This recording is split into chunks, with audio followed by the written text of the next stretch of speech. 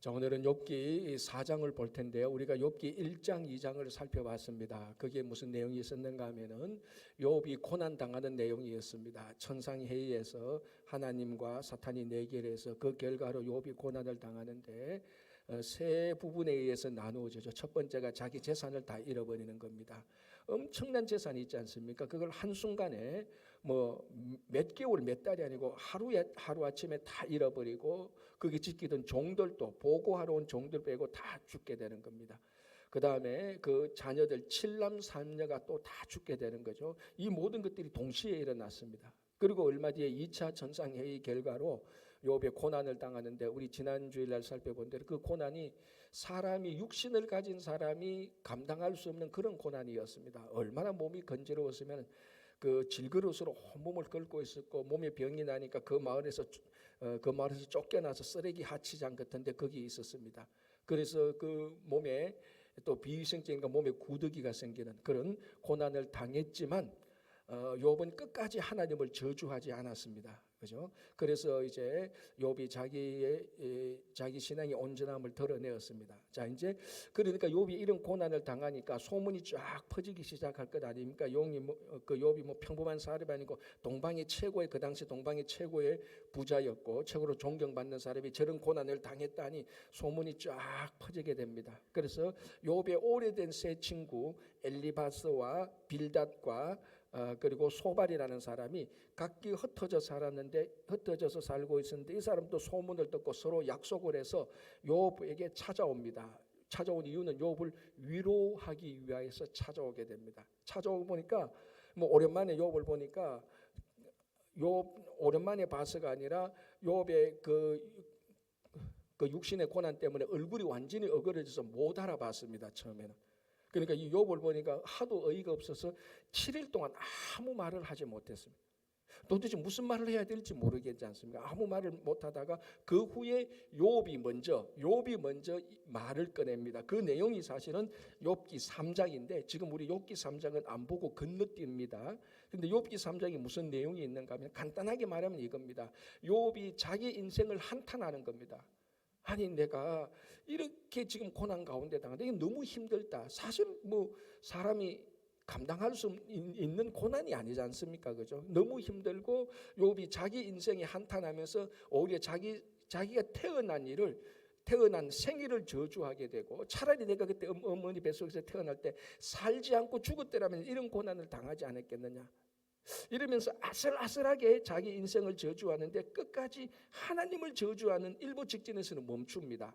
아주 묘한 그 지점에서 멈추는데 우리가 1장 2장에서 욥이 자기 신앙을 온전히 드러내는 것하고 3장에서 욥이 자기 생일을 저주하고 인생을 한탄하는 거하고 보면 약간 좀 차이가 나지만 근본은 똑같습니다. 그래도 욥은 하나님은 저주하지 않았습니다.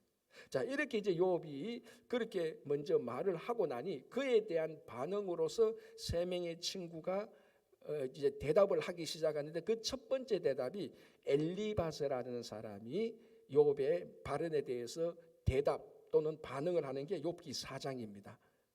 그래서 오늘 이 욥기 4장의 내용, 특별히 7절, 8절의 핵심 구절인데 그 구절을 보면서 오늘 욥의 고난과 우리의 고난을 한번 생각해 보겠습니다. 자, 7절, 8절 제가 한번 봉독하겠습니다. 이렇게 되어 있습니다. 생각하여 보라, 죄 없이 망한 자가 누구인가? 정직한 자의 끊어짐이 어디 있는가? 내가 보건대 악을 밭갈고 독을 뿌리는 자는 그대로 거두나니. 자, 이게 이제 욥이 자기 인생을 한탄하고 이제 이렇게 생일을 저주하니 그 얘기를 듣던 엘리바스가 대답을 하는데 핵심은 이겁니다. 죄 없이 망한 자가 어디 있고 정직한 자의 끊어짐이 어딨냐? 악과 독의 밭을 갈면은 그대로 거두지 않느냐? 이렇게 이제 우리 말하면 한 수 가르쳐 주게 되는 것입니다. 자, 여기서 4장 1절에서 끝까지 엘리바스의 얘기를 들어보면 뭐를 우리가 알 수 있는가 하면 욥이 당하는 고난, 그 고난의 원인이 무엇인가 규정하려고 그리고 그 고난에 대해서는 이렇다라고 지금 엘리바스가 설명하고 가르쳐주고 있습니다. 그러니까 고난에 대해서 엘리바스가 자기가 알고 있는 모든 것에 대한 교훈과 가르침을 하고 있는데 좀 더 나쁜 말로 하면 욥의 고난에 대해서 지적을 하고 있습니다. 왜냐하면요, 자, 욥기 3장을 보면 욥기 3장을 보면 여러분 댁에서 한번 자세히 읽어보시면 뭘 알 수 있는가 하면 욥이 그런 고난을 당하고 한탄은 하는데 자기가 태어난 일을 저주까지 하는데 끝까지 무슨 말을 안 하는가 하면 한마디 안 하는 게 있습니다. 하나님을 저주하는 것 말고 자기 고난에 대해서 끝까지 자기가 잘못해서 이 고난을 당했다는 말을 안 해요. 그러니까 엘리바스가 듣고 야, 네 고난에 대해서 말하는 거 들으니까 너 고난에 대해서 내가 원인을 규명할게. 야, 모든 고난에는 다 죄가 있어. 그리고 야, 악과 독을 밭갈면은 그 열매를 거두지 않는. 자, 여러분 이 욥기 4편부터 아니 욥기 3장부터 욥의 발언, 그다음 세 친구들의 발언, 이 모든 것이 사실은 다 시로되어 있습니다. 운문체라니까요. 그러니까 우리 말로는 우리 한국말로는 다 이렇게 대화체인데요. 산문인데 원래는 운문입니다. 그냥 다 시편이에요. 그래서 이 사람들의 대화를 읽기가 좀 쉽지 않아요. 왜냐하면 시라는 것이 상징이 있고 비유가 있고 은유가 있으니까. 그래서 집에서 읽으면 술술술술 익히는 게 아니에요. 여러분 시가 술술 안 익히지 않습니까? 단어 하나 상징이 있고 비유가 있고 그것의 의미를 알고 생각해야 되는 것 아닙니까? 지금 다 그런 문구입니다. 그래서 7절 8절에도 굉장히 문학적인 표현이 되어 있습니다. 그런데 간단하게 말하면 이겁니다. 내가 너 얘기를 들어보니까 너 지금 고난 당하는데 네가 그 고난에 대해서 네 잘못 하나도 말하지 않는구나. 내가 고난에 대해서 한 수 가르쳐 줄게. 고난은 원래 죄 없이 당하는 거야. 그리고 아까 독을 밭갈면 그의 열매를 거두는 거지. 심는 대로 거두는 거지. 이게 고난이야. 좀 알아들어 이 말입니다. 그러니까 엘리바스가 욥에 대해서 고난에 대해서 가르침과 교훈을 베풀고 좀 더 부정적으로 말하면 지적을 하고 있습니다. 자, 여기서 한 가지 모순을 발견하게 되죠. 무슨 모순을 발견하게 됩니까, 여러분? 자, 이 세 친구들이 아까 우리가 읽었던 본문대로 2장 11절 끝부분에 되면 읽겠습니다. 그들이 세 명의 친구가 욥을 방문한 목적이 뭐냐면 그들이 욥을 위문하고 위로하려 하여 세 친구들이 약속을 하고 방문했습니다. 그럼 오늘 이 방문의 목적이 뭡니까? 오늘 설교 제목처럼 위문입니다. 위로하려고 했습니다. 그런데 엘리바스가 하는 말은 위로입니까? 아니죠.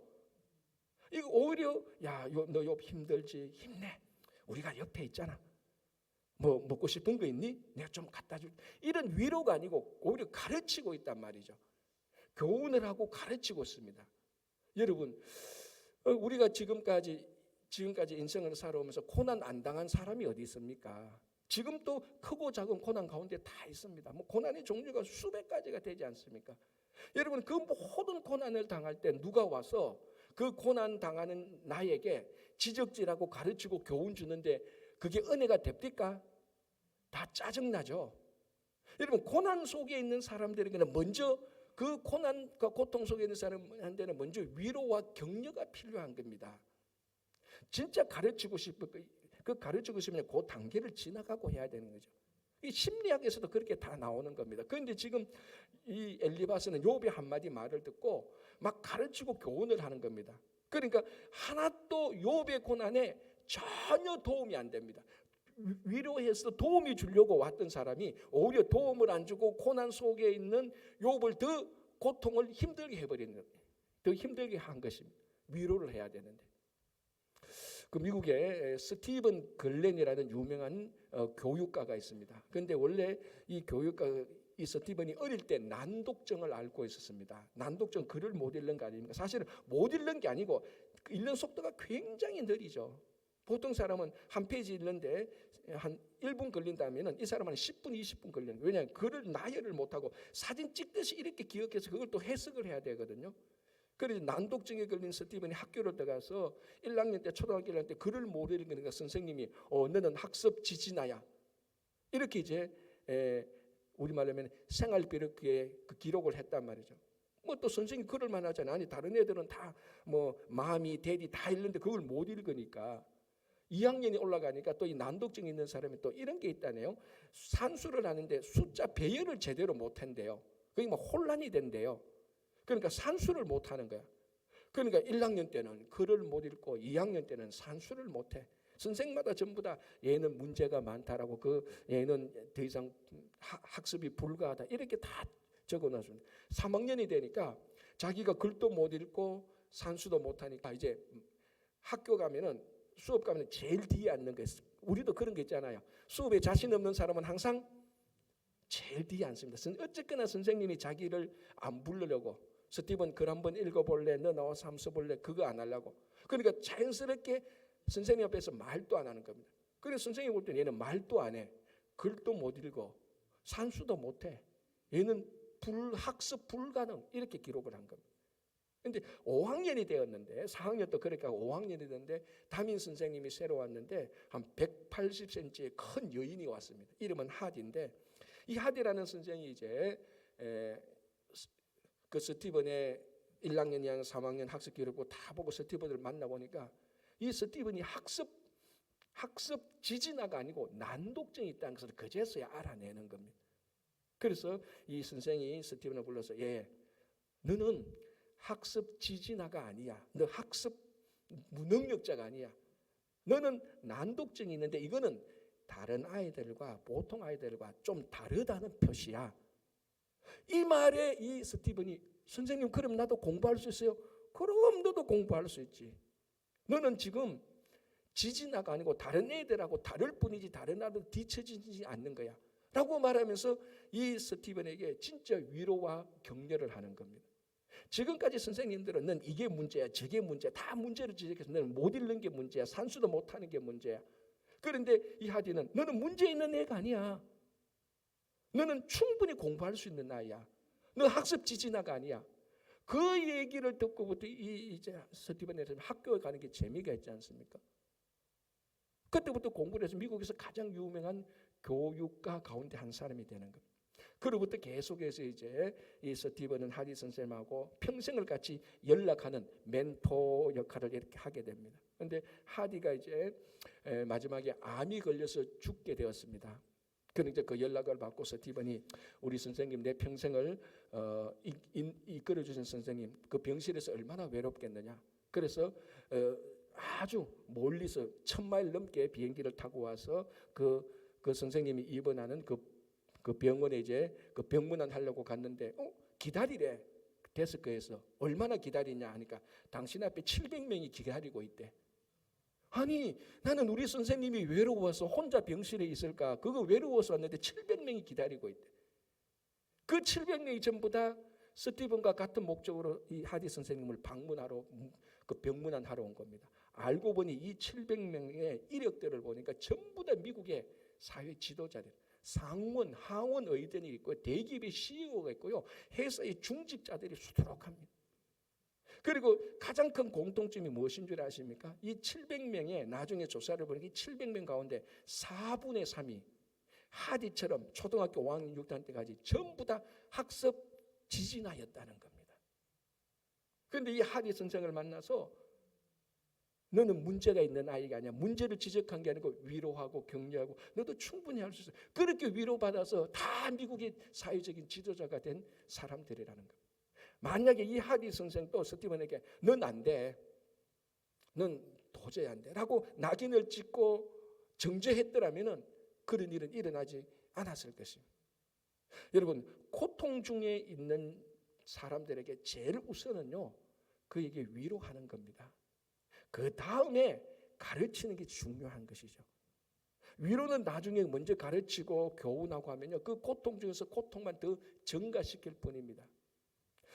여러분, 이사야서를 보면요, 이사야서가 66장이 되어 있는데 전반부 후반부로 되어 있습니다. 전반부는 1장에서 39장이고 후반부는 40장에서 66장인데요. 전반부 39장이 어떻게 이사야의 예언으로 끝나는가 하면은, 이사야가 예언합니다. 너희들이 지금 이렇게 하나님의 말씀에 순종하지 않으면 바벨론에 의해서 심판받을 것이다. 심판을 선언하고 있습니다. 그래서 전반부는 심판받고 고난당하는 그 미래의 사실들, 고난당하는 이스라엘 백성들을 선포합니다. 그리고 40장이 딱 와서 40장, 여러분 이사야 40장 1절 2절 내용이 뭔 줄 압니까? 너희는 위로하라. 이사야 보고 위로하라. 너희는 이스라엘을 위로하라라고 나오는 겁니다. 왜? 39장에 이스라엘이 바벨론 포로 잡혀서 고난당하니까 이 고난당하는 자에게 너희들은 그 고난당한 자를 위로하라는 것입니다. 그러니까 여러분, 하나님의 본성 가운데 하나가 뭔가 하면요, 고난당하는 자를 더 괴롭게 하는 것이 아니고 그 고난당하는 자에게 위로를 주는 것이 하나님의 가장 본성입니다. 그런데 우리도 가끔 자칫 잘못했어요. 우리도 주변에 고난 당하는 자에게 내가 이 엘리바스처럼 내가 고난에 대해서 좀 안다고 해서 그 위로보다 먼저 가르치고 교훈하고 좀 지적하면요, 전혀 그 위로에서 헤어나오지 못합니다. 도움이 안 되는 겁니다. 그래서 우리가 먼저 이 새 친구가 원래 온 목적처럼 고난 당하는 자를 위로하는 것이 우선이라는 것입니다. 자, 그러면 이제 이런 질문이 생기죠. 아니, 이 새 친구들은, 특별히 엘리바스는 위로하러 와서 왜 가르치고 지적을 하느냐는 겁니다. 왜 그랬지?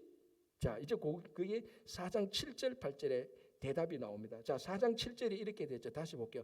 생각하여 보라. 이 엘리바스가 욥의 얘기를 들어보니까 너 지금 고난 당하고 있는데 너 죄에 대해서 아무런 얘기를 안 하는구나. 야, 욥, 너 한번 생각해봐. 내 생각은, 너는 어떻게 생각하는지 모르겠지만 내 생각은 이래라고 말하면서 죄 없이 망한 자가 어디냐? 정직한 자는 다 끊어진다. 이게 내 생각이야. 이거 맞아. 너 지금 잘못 생각하고 있는 거야, 이 말이에요. 그리고 8절에는 내가 보건대 악은 밭갈고 독은 뿌리는 자는, 악을 밭갈고 독을 뿌리는 자는 그거 그대로 거둔다. 내가 보건대라는, 여기서 본다는 가만히 앉아서 관찰한다는 것이 아니고 내 경험으로 볼진대, 이 말입니다. 사실은 여기서 본다는 것은 시력을 말하는 것이 아니고 익스피리언스, 자기 경험을 말하는 겁니다. 내가 지금까지 경험해 봤는데, 내가 고난에 대해서 생각해 봤는데, 내가 고난에 대해서 연구를 해봤는데, 내 생각과 내 지식과 내 경험, 고난에 대한 내 경험으로 봤는데 모든 사람들이 죄를 지었기 때문에 고난을 당하고 악과 독을 뿌리면 그대로 거두는 거야 라고 엘리바스가 강력하게 질타하는 것입니다. 자, 여기서 우리가 왜 엘리바스가 위문하러 와서 그 가르치는가 하면요, 자기 생각과 자기 경험 때문입니다. 욥의 얘기를 딱 들어보니까 욥이 잘못됐다고 자기는 판단한 겁니다. 내 생각에 너 지금 그렇게 말하는 거 잘못됐어. 그리고 내가 경험해봤는데, 내가 누구냐? 내가 대만 사람 아니냐? 여러분, 오늘 보면 대만 사람 엘리바스거든요. 대만이 어디에 있는 지역인가 하면 에돔 지역에 있는 사람입니다. 에돔 지역입니다. 이 당시에 에돔은요, 지혜자가 많이 나기로 유명한 땅입니다. 그래서 엘리바스도 그 대만서로서 거기서 유명한 지혜자였습니다. 그래서 지혜자로서 이름을 날린 엘리바스가 욥의 얘기를 들어보니까, 야, 너 그거 잘못된 거, 고난에 대해서 내가 아는 바로는 너 지금 죄가 있어서 고난 당하는데 그에 대해서 한마디 안 하는구나. 너 그거 잘못된 거야. 그리고 내가 다 겪어봤잖아. 나도 고난 다 당해봤어. 그 내가 당한 고난의 경험으로서 너가 잘못 지금 알고 있는 거야라고 이렇게 말한 거야. 그러니까 이 엘리바스는 자기 생각, 자기 지식, 자기 경험에 확신을 하는 겁니다. 그리고 자기 생각과 자기 경험을 절대 진리화하는 겁니다. 그러니까 자기 생각과 자기 지식과 자기 경험을 절대화해서 다른 사람에게, 욥에게 충고를 하고 있는 겁니다. 자, 여러분, 이런 사람을 가리키는 전문 용어가 있는데 그 단어가 뭔 줄 압니까? 그게 꼰대예요. 뭐 전문 용어 뭐 별거 있어요. 그게 꼰대라니까. 그렇지 않나요? 한 7, 8년 전에 한국에서 이런 말이 아주 유행했잖아요. 아직도 그렇게 말합니다. 이제 이게 일상 용어가 되었어요. 사실은 꼰대라는 말은 비속어에 가까운 언어죠. 저도 학교 있을 때 이런 말을 들어서, 학교 선생님 말할 때, 선생님을 비속하게 말할 때, 언어로 말할 때, 그리고 심지어는 자기 부모님, 그리고 그 커뮤니티에서 어르신들을 삐딱하게 말하고, 그 청소년 좀 그 부정적인 말할 때 다 꼰대라고 말을 합니다. 그런데 이게 이제 일상 용어가 되었으니까, 여러분, 꼰대 특징이 뭡니까? 자기 생각하고 자기 경험이 절대 지식입니다. 그래서 만나는 사람마다 계속해서 어드바이스를 해요. 너 그러면 안 돼. 내가 다 알아. 너 이러면 안 돼. 내가 경험 다 해봤잖아. 항상 가면은 손가락으로 지적하고 어드바이스 하는 겁니다. 그게 꼰대라는 겁니다. 그런데 희한한 건요, 꼰대 말이 틀린 적은 없어요. 내용은 다 맞단 말이에요. 자, 2020년 미주 중앙일보에 재밌는 아티클이 나왔는데 그게 뭐냐면 제목이 라떼는 말이야, 이게 있어요. 그래서 같은 말이죠, 그죠? 영어로 LATT is a horse 해가지고 라떼는 말이야, 이게 라떼 is a horse, 나는 라떼는 말인데, 이 말은 라떼는 말이야, 내가 옛날에는, 이런 이제 꼰대를 말하는 거예요. 그러면서 뭐 꼰대는 이런 사람이다 저런 사람이다 말인데, 재밌는 게 뭐냐면요, 이민사회 꼰대의 12가지 특징을 기록해 놨어요. 당신이 여기에서 가운데 내가 그러니까 그 아티클에 12가지를 말하는데 여기서 5개, 6개 되면은 당신은 꼰대 될 가능성이 없잖아, 있다. 7개, 8개는 너 꼰대 될 가능성이 애법대. 9개, 10개 해당되면요, 너 완전히 꼰대야 이 말이에요. 그래서 이민 꼰대 가운데서요, 다는 말하고 제가 한 3가지만 말해줄게요. 이 3가지를 들어보시고 내가 이민 꼰대인지 아닌지 한번 여러분 판단해 보시기 바랍니다. 이게 5번째 항목인데요, 이민 꼰대가 이렇게 말한대요. 본인이나 자녀들의 학력을 소개하고 무용담처럼 이야기한다. 좀 찔리는 분 있을 수 있을 겁니다. 그렇잖아요. 비슷하잖아요. 내하고 우리 자녀들은 뭐 알비리 하버드 나왔잖아. 그게 나쁘다는 게 아니라, 그런데 그걸 무용담처럼 자랑스럽게 하고 이게 마치 기준인 것처럼 얘기한다는 겁니다. 7번째 항목 좀 비슷한데요. 본인 또는 가족의 이민 생활이 모범이라고 믿고 소개한다. 야, 이민 생활은 이렇게 해야 돼. 우리처럼 이렇게 해야 돼. 자녀 교육 이렇게 해야 돼. 이렇게 해야 돼. 그걸 모범으로 믿고 사람들한테 소개한다. 말은 소개지만 사실은 어드바이스 한다는 거죠. 자, 9번째 항목이 이렇게 되어 있습니다. 나이와 상관없이 나는 더 이상 배울 것이 없다고 말하는 거예요. 그래서 뭘 해도 안 배워요. 나는 다 하니까. 나는 배우는 사람이 아니고 이제부터는 가르치는 사람이에요. 그래서 이민 딱 오면 그 1번 항목이 뭐냐면요, 제가 여기 남기는 1번 항목이 뭐냐면, 이민 딱 오면요 이제부터 딱 관계 정리합니다. 나이, 이민 경력, 한국에서 뭐 했냐, 지금 딱 하고 난 다음에 내가 이렇게 살았는데 이제 어드바이스 하기 시작하는 겁니다. 가만히 보면 정도 차이는 있지만 여기에 비슷하게 우리도 그 주변에 언저리에서 얼렁덜렁하죠, 그죠? 우리도 이민 꼰대의 기질이 어느 정도 있어요, 사실은. 아까 말씀드렸지만 꼰대의 가장 큰 특징이 뭔 줄 압니까? 이 사람 하는 말이 다 맞다는 거예요. 그런데 기분이 나쁘다는 거예요. 말은 다 맞는데 집에 가서 생각하면은 기분이 나빠. 지가 뭔데? 하고 돌아서면 그래, 그 말은 맞아. 그래도 기분 나빠. 이렇게 되는 거예요. 그게 꼰대 특징이에요. 엘리바스의 말이 다 맞아요, 여러분. 아버님께서 엘리바스, 빌다, 소발이 계속 엄청난 논쟁이 나옵니다. 다 맞아요. 정말 잠언의 지혜서처럼 맞아요. 그런데요, 여러분 잠언을 읽어보고 이 세 친구의 잠언을 읽어보면요, 다 지혜인데 차이가 있어요. 잠언을 읽어보면요, 내가 이렇게 잘못했구나.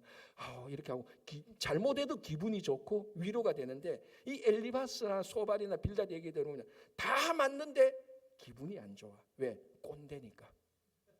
지금 엘리바스가 욥에게 사실은 굉장히 젠틀하게 말하고 굉장히 세련되게 말하지만, 굉장히 신앙 용어를 말하지만 사실은 우리 용어로 말하면 지금 꼰대 일을 하고 있다는 거예요. 문제는 이민 꼰대가 문제가 아니고 신앙의 꼰대가 문제죠. 야, 내가 신앙생활한 게 60년인데 내가 이민 온 지부터 50년 이민 온 후부터 지금까지 내가 신앙생활 했잖아. 내가 금식을 몇 번 했는데, 야, 내 성경책 보여줄까? 밑줄 그는 거 보라고.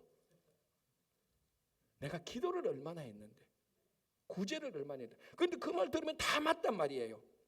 다 맞는데 그 말 가지고 자꾸 가르치고 어드바이스 하니까 듣는 사람은 기분이 안 좋다는 거예요. 여러분, 바로 지금 엘리바스가 욥에게 이렇게 말하고 있어요. 말은 맞는데 하나도 위로가 안 되는 겁니다. 왜?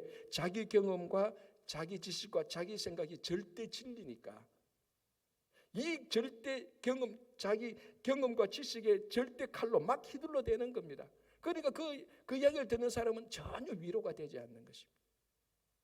자, 이런 이제 엘리바스의 태도, 즉 경험과 지식이 또한 지식과 생각에 절대하고 무슨 문제가 있는가 하면, 모든 사람한테 이걸 그대로 적용시키려고 하는 겁니다.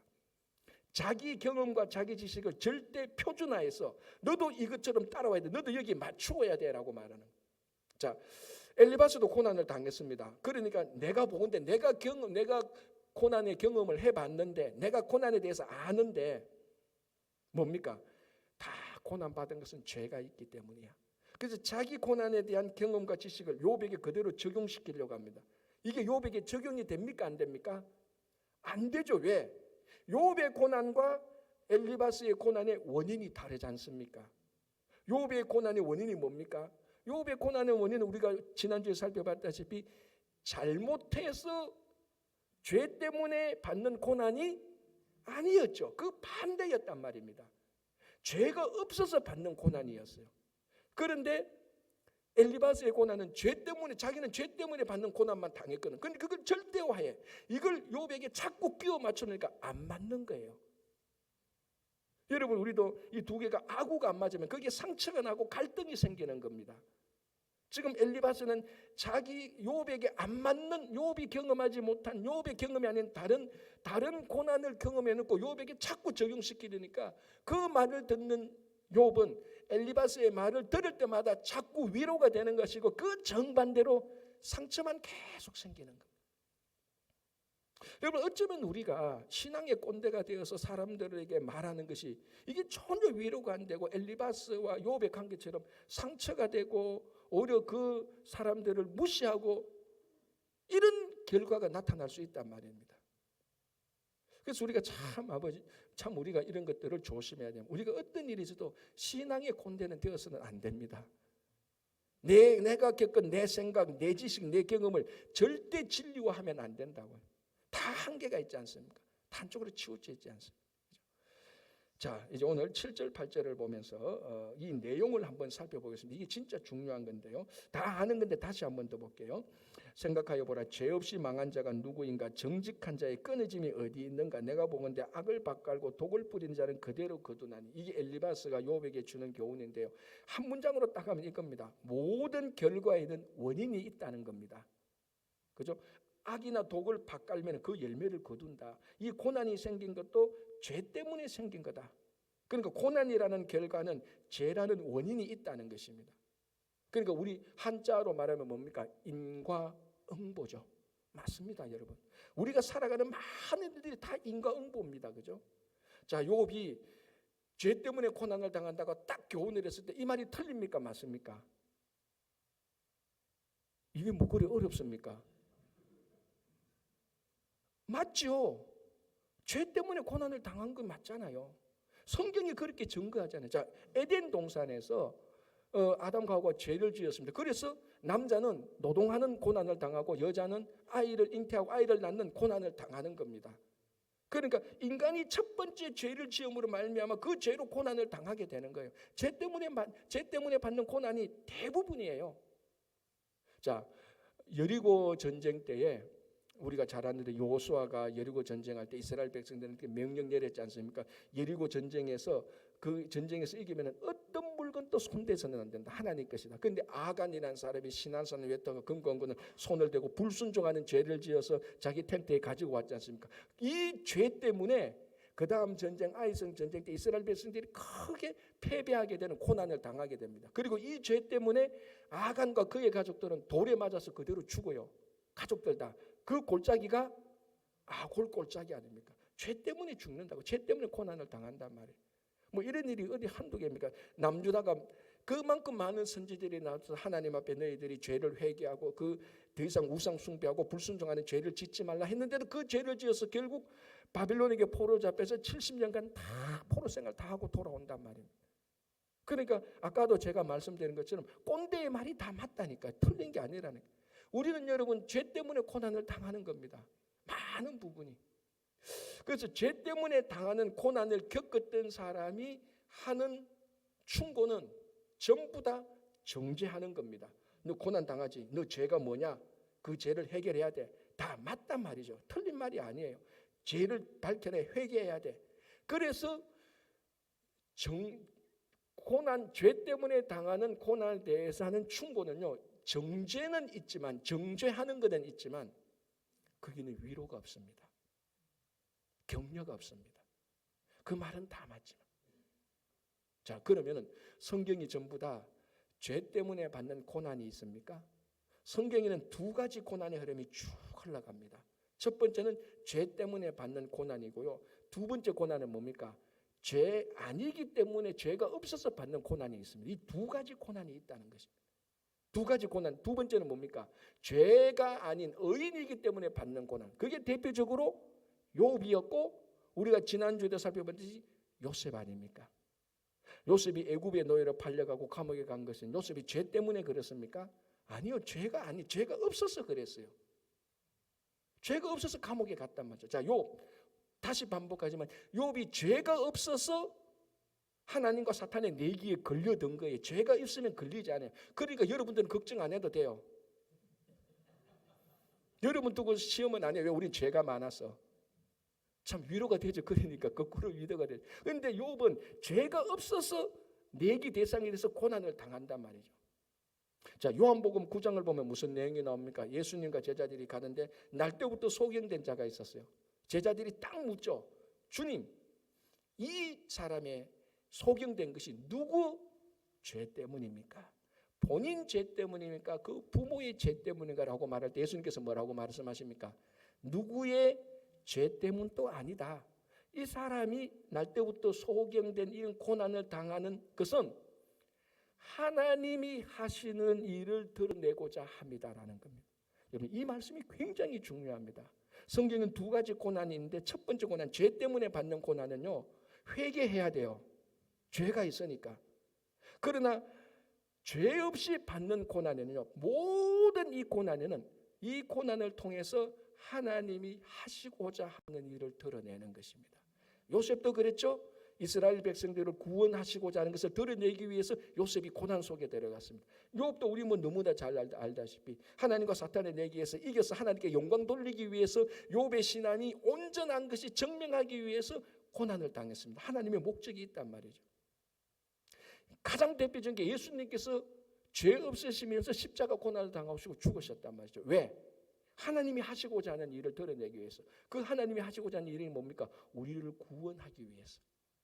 그래서 하나님이 하시고자 하는 고난을 당한 사람에게 정죄를 하면 안 되는 거죠. 정죄할 게 없는데 그때는 뭐 해야 됩니까? 위로해야 되는 거죠. 당신의 고난에는 하나님의 뜻이 분명히 있을 것입니다. 우리가 그 고난을 함께 찾아봅시다. 위로하고 좀 더 견뎌냅시다. 내가 당신 옆에 있을게요. 나도 당신의 고난에 동참합니다. 이렇게 죄가 없이 고난받는 자들에게는 위로를 해야 되고 죄 없이 고난 당하는 자는 회개를 해야 되는 겁니다. 이게 성경의 두 가지 고난입니다. 우리의 고난은 두 개가 같이 막 섞여 있습니다. 그래서 이걸 분별할 줄 알아야 됩니다. 죄 없이 죄 때문에 당하는 고난인데 자꾸 위로받으려고 하면 안 되죠. 그런데 죄 없이 받는 고난인데 자꾸 정죄하면 안 됩니다. 지금 엘리바스가 가장 잘못한 게 뭡니까? 엘리바스의 말이 다 맞단 말이죠. 죄 없이 죄 때문에 받는 고난이 얼마나 많습니까? 이 말이 틀린 게 아니란 말이죠. 맞는 말인데 이게 욥에게 적용될 때는 안 맞는 것입니다. 그래서 지금 엘리바스가 이 고난에 대해서 분별력이 떨어진 겁니다. 자기 고난만 절대화해서 신앙의 꼰대가 되어버렸어요. 그러나 이런 사람들은 결코 자기가 경험하지 못한 다른 영역에 있는 사람들을 위로할 수가 없는 것입니다. 자, 오늘 우리가 이 욥기를 보면서 우리가 신앙생활하면서 우리도 고난을 당하고 많은 사람들도 고난을 당합니다. 많은 사람들의 고난 당해서 무턱대고 너 죄를 회개해야 된다라고 말하는 것을 우리는 참 조심해야 됩니다. 이 사람이 받는 고난이 죄 때문이 아니고 하나님의 일을 드러내고자 하는 그 고난이기 때문에 우리는 끝까지 그 사람을 위로하고 함께하고 함께 울고 함께 웃어줘야 되는 겁니다. 그러나 내가 죄 때문에 당하는 고난이라면 내 죄를 살펴보고 회개할 때 이 고난은 해결되는 것입니다. 자, 우리가 지금 사순절 기간입니다. 사순절 기간 동안에 예수님께서 십자가에 달려 돌아서 이제 이번 주 말고 다음 주 고난 주간인데 그 고난에 우리가 동참하면서 우리의 고난 가운데 죄 없이 받는 고난이면은 이것을 통해서 하나님이 하시고자 하는 일을 우리가 찾고 발견하고 드러내고 내 죄가 잘못 때문 내 고난이 잘못 때문이라면요 우리는 가차없이 그 자리에서 그걸 고백하고 회개해야 이것이 해결되는 것입니다. 오늘도 여러분 크고 작은 고난 가운데 다들 있을 겁니다. 그 고난 가운데서 회개할 고난은 회개하고 하나님의 일을 드러낼 고난은 참고 견디고 서로 위로하고 위로받으면서 여러분들의 고난을 통해서 하나님이 하시고자 하는 일이 잘 드러나서 하나님께 영광 돌리시기를 바랍니다. 기도하겠습니다. 하나님 아버지 감사합니다. 사순절 기간입니다. 누구에게나 고난이 다 있습니다. 크고 작은 고난. 그러나 어떨 때는 정말 내가 잘못해서 받는 고난이 있습니다. 우리 잘못을 깨닫게 하여 주시옵소서. 그래서 그 잘못이 무엇이든 간지 회개하여 회개할 수 있도록 성령께서 인도하여 주시옵소서. 그러나 혹 잘못이 아니라 이 고난을 통해서 하나님의 일이 드러나고자 하는 고난이라면은 주님 서로 위로하고 위로받아서 내 고난을 통해서 우리 고난을 통하여서 하나님의 영광이 드러날 수 있도록 인도하여 주시옵소서. 예수님 이름으로 기도합니다. 아멘.